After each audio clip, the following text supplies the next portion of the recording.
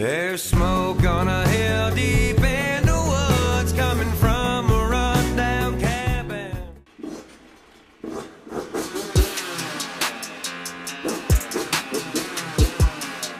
It's me, Simba TV. Bang! What is good, YouTube fam? It's your boy Simba coming back here again with another reaction video for you guys today. For today's reaction video, we got Theo, me, and Darryl Strawberry. This is not happening. So you guys said, man, he is funny. You gotta check out some of his older stuff, some of his newest stuff, and that's what we doing today, man. He had me cracking up with that Southern Pride stand-up, man. So I'm excited to jump up in this and see what this man is bringing to the table, man. But if you guys are not yet subscribed, go ahead and hit that subscribe button down below. Become part of the notification gang. We're bringing new videos to you every single day. So without further ado, let's jump up in it. So he starts saying, I got a gift for you. I got a gift. And I grew up in like a broken neighborhood. You know, I thought it was going to be his cock, you know? So I start practicing my like, see a cock, like don't be interested faces, you know?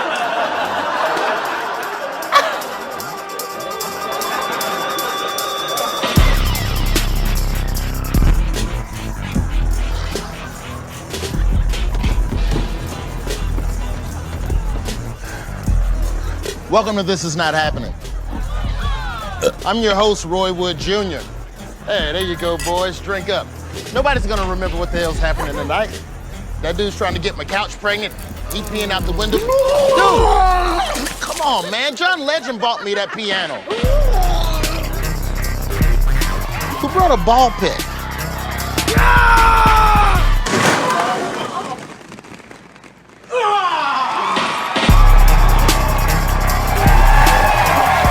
His podcast is called This Past Weekend, a Southern boy like me, Theo.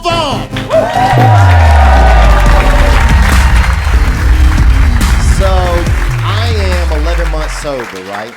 I'm a sober guy. Thank you. Appreciate it. I didn't want to be, but this is what happened. I was in New York City, right? New York City, New York. You know, they call it the same thing right back in front of each other just to really piss you off before you get there. It's like we heard you in the beginning, you know? But I was in New York City, east of Hoboken. And I hadn't planned on doing any cocaine. Okay? What? I planned on doing this much cocaine. That's a zero amount, you know? But apparently some cocaine had planned on getting together with me when it left its home that evening. So I went to this party, man, and my friends were at this party, and I felt uncomfortable when I got to this party. Probably because, like, when I really think back on my life, like, I've always just felt uncomfortable, you know? Like, I don't know what it is. Like, my whole life has just been this constant struggle with every moment. Like, I'm just wrestling with every second just to feel okay. Like, I don't even want to feel good. Just set me in the middle, you know? So I'm at this party, and I'm feeling how I feel regularly, uncomfortable. So I decided to have some drinks because my friends are alcoholics, and I'm competitive. So I have a couple tequilas, right? And tequila, let's be honest, like pouring Mexico right into your body, okay? I mean, make you jump a fence, make you buy a gun, make you run across a highway with your family, make you knock a woman up, make you knock a woman down, okay? Olay, Janet, you know? So I had me a couple tequilas, and I was feeling alive, you know? I was feeling a little more comfortable. Now, at 1:30 in the morning, I left this party because at 6:30 a.m. I had to be on the nationally syndicated radio program, the Opie and Jim Norton radio show. And it's a wonderful show that tapes there in New York City, New York. And those are two men that I really admire, you know? And admire is when somebody's better than you, but you still like them. It's an old-fashioned ideal. So At 1:30 a.m., I get into this taxi cab, right? This beautiful Asian girl that I do not know gets into the taxi with me. We're both headed the same way. They call it sharing a taxi, okay? And this girl lays the back of her head right into my lap. And I'm thinking, fuck yeah, you know. New York's got these beautiful free Asian girls with every taxi ride. This is a marvelous accoutrement to the city, you know? Uber, no thank you. Taxi, you have won me back. So this girl's just laying in my lap, and she just starts reminiscing about her evening, you know? She said she had a nice evening, but that her boyfriend wasn't in town, that he's never in town. Then she goes, what happens in taxis stays in taxis. Oh, no. And I'm not the brightest, you know, bowl in the bowl drawer, you know? What? What? Fuck, dude. You ever wander into a sentence, you're like, how do I get out of here? But I'm looking around this vehicle after she says that, and I'm thinking, this is a taxi, you know? I mean, taxi me once, shame on me. So I'm feeling kind of cavalier after her statements, right? I go down to make a kiss, you know? This young lady's laying in my lap. I go down to make a kiss. Now, trying to kiss somebody that's laying in your lap, that's a beautiful idea. Until you get right here, okay? And then you're just milling around like a lip rapist, bruh. I don't think James Bond could kiss a woman laying in his lap, okay? So she pushed me off of her. She called me a creep. She called me a pervert. Definitely not a creep. And then it was awkward for a few blocks until she got dropped off wherever she was going. I'm not sure even where it was. I think it was like a halfway house for complete cunts or something. And at that point, it's just me and the driver, you know? And I thought he said drugs. He could have said something else. English wasn't his first language, you know? He was bilingual. But I heard drugs in my head, you know? And so I said, cocaine! Like I was Christopher Columbus, bruh. And we just landed on crack rock, you know? And I heard him accelerate that vehicle. And that's universal language for we're gonna get some cocaine. Because that's a drug to me, you know? Weed is a confusing spice. I mean, weed will make you forget how to get home. Cocaine will make you forget how to get to heaven. So we just drove, man. We just drove, man. And we drove for about a half hour into like North Harlem. If that's even a place, I don't even know. But it was a dark neighborhood. And that's not a euphemism. All the street lights were busted out. Oh, so you couldn't tell that it was predominantly black. But I grew up in a black neighborhood. I know when I'm back, you know? And we got there, man, and I gave this dude some money. He gets out of the vehicle, comes back a few minutes later with some cocaine on him, you know? But he sits in the back seat next to me. A little alarming, you know? Kind of like when you're in the air on a plane and you see the pilot taking a piss, and you're like, what the fuck, dude? Is this Spirit? Oh, man.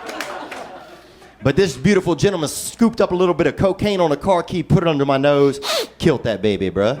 Then I scooped him one, and he killed his, man. And then, and just a couple of dueling cocainists. And we got high, man. We got high for about 40 minutes. Dude, I remember being so high at one point. I was like, dude, where the fuck is the driver, bro?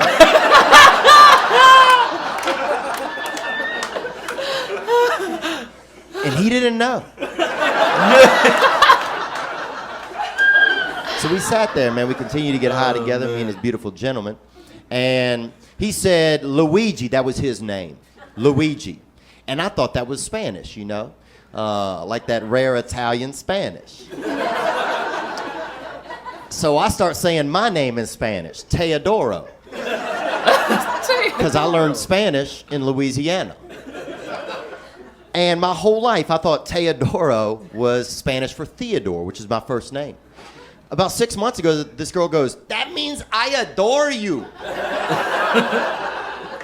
Wish you would have told me at some other point, you know? Because it's fine, right? It's fine to tell people you adore them when you meet them. But when you're an hour deep into an 8-ball with a man who keeps saying he's Luigi and you just keep saying, "I adore you" to him, 99% of the time, this don't end heterosexually. So, this is a long night, man. Oh, man. So he starts saying, "I got a gift for you. I got a gift." And I grew up in like a broken neighborhood. You know, I thought it was going to be his cock, you know? So I start practicing my like, see a cock, like, don't be interested faces, you know? Like,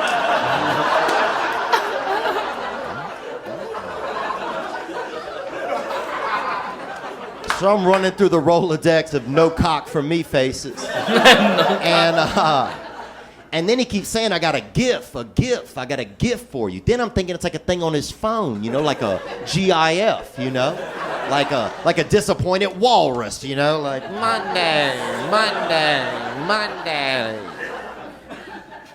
Monday, Monday. But then I hear on the taxi door. And I'm like, who knocks on a car door, dude? Come in or just be out there, you know? Were you raised in a house of car doors in it? So I'm like, come in. Because now I got to live in this shit universe they created by knocking. And a toot gets in. A prostitute, you know? A toot. You can't. That man got a wild night, man. You know, it's those nights are always fun where you just don't know. You just going with the wind. You know, you ain't got no plan, nothing. You just find yourself in these situations. It makes for great stories, man. If you survive. Can't say pros. Pros is somebody that have a prosthetic, you know? And a toot get mad if you call them a pros if they got everything, you know? So I'm being politically correct and I'm saying this too, you know, and I respect prostitutes. I respect all women, you know, whether they're a president or a prostitute, I respect them, man. You know, prostitute, probably a tougher job, let's be honest, these days, dude.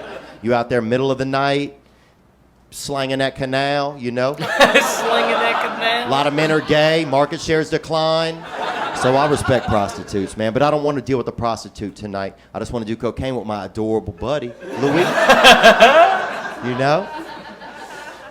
And this prostitute, man, she had like she had a wig that covered, you could see about 60% of her face, okay? And to me, it looked like a man's face, right? Which is fine, you know? No judgment there. I'm just saying if I were on a game show called Guess 60% of this person's face, I would guess man first, you know? But so we're all back there getting high together and this prostitute starts making advances towards me. And I don't want a prostitute. So I start feeling uncomfortable, which is where I live at most of the time, so it only took me about half a lung to get there, you know? So I get out of the taxi into the street in North Harlem, right? Luigi comes out after me, because that's new friendship. And he's like, $100, $100, $100. So I give him $100. I'm thinking he's going to pay this toot. She'll go on about her business. We'll get back to, friendship. I look over a minute later, they're kissing on each other's necks, okay? He's investing my $100 back here with this prostitute, you know? I still have a $240 meter on the front of this taxi, right? So I'm out $360, not even in the vehicle. Unfair. But I deal with my negative feelings outside of the car, so I don't bring negative energy back into the vehicle, right? Then I get back into the taxi, but now I'm sitting in the front passenger seat, right? You can hear Luigi and the toot in the back. So you can hear the light rustlings of a blowjob, you know, kind of just simmering up into existence. a good blowjob too. It sounded like, one you see on the internet. Sound like somebody's at a water park. And I respect what they're doing, man. But I still want to do cocaine by myself, right? So now I'm trying to be considerate and quietly do cocaine by myself, right?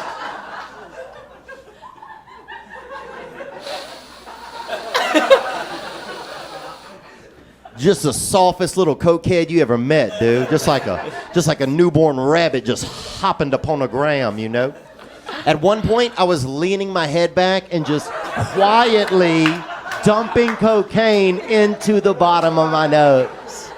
It was awesome, bro. Luigi's in the back, dude. He's at the water park, bro. He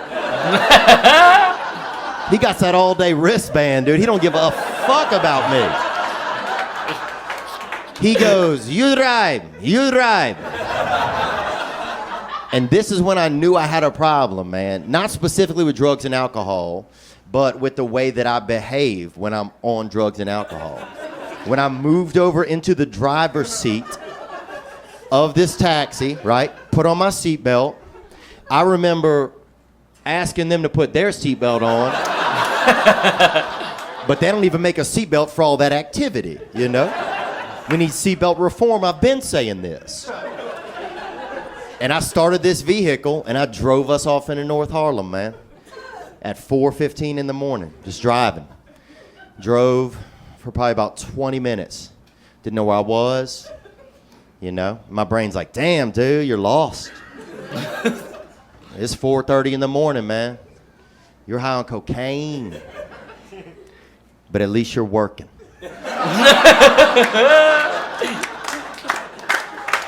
At least you're out here making money for your family, okay? I don't have a family, dude. More importantly, I don't drive taxi, bro.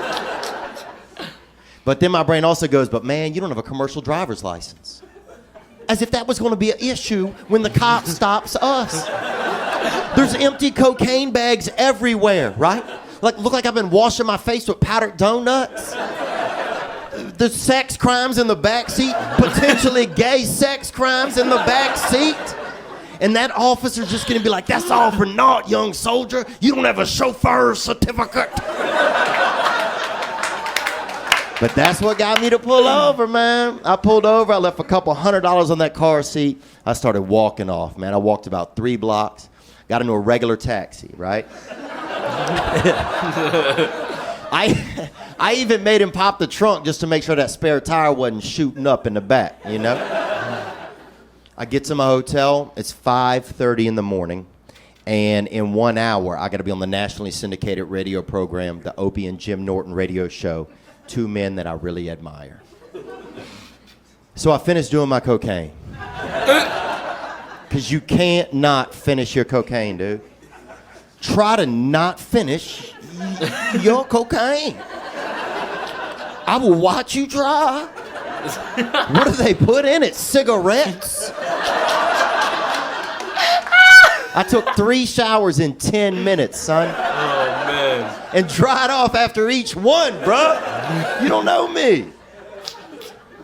Then I start walking to the radio station, right?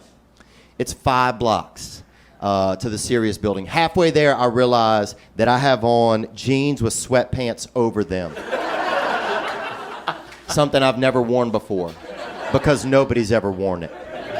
I'm the Neil Armstrong of pants this morning. I get up to the radio station. They tell me I got to be in the air for 3 hours. There's 1 million listeners, right? I can't feel my face with either hand. Highest I can feel my neck. Running on neck thoughts. And the other guest for the day is Darryl Strawberry. Yeah. Who's in the Hall of Fame. He's a Hall of Fame baseball player, and he's in the Hall of Fame for cocaine. Wasn't an 8-ball this beautiful man couldn't hit, right? Right. And bless his heart, man, he's 13 years sober, and he's eloquent and successful and well put together. And he was some of these ideas that maybe I envision myself as, but this morning I'm showing up, nothing like that, So it just made me think like, dude, you got to tighten up, And I'll say this too about Darryl Strawberry, man. I have big nostrils. Darryl Strawberry got the biggest nostrils you ever seen. I'm not saying it to shame him. It's not an ethnic thing. This man got dead stars at the bottom of his nose, okay? And I just say it so that you understand he didn't stand a chance against a fine powder. This beautiful man could kill a spice rack from 70 feet away, okay? Take that, nutmeg. What you looking at, coriander? But on this day, he was everything I needed to see, you know? So that's when I got sober, and now I've been sober for 11 months. And I'm Theo Von. Thank you for having me. You guys be good. But there you guys have it, my reaction to Theo Von, Darryl Strawberry's story, man. That's really good that he got sober. And that's really good that he had to see someone, you know, that overcome, you know, addiction and cleared up his life, you know, and got clean, man. And that's really, really, really amazing. I hope this story, you know, touches a lot of people. Not only because of the comedy, but because of the story behind it as well, because that is a really good success story. He is now sober because of someone else that was on cocaine that is now successful and sober, man. But if you guys like this video, go ahead and hit that thumbs up button for me. Thank you guys for commenting, sharing, and subscribing. And I'll see you guys next time. Peace. There's smoke on a hill deep in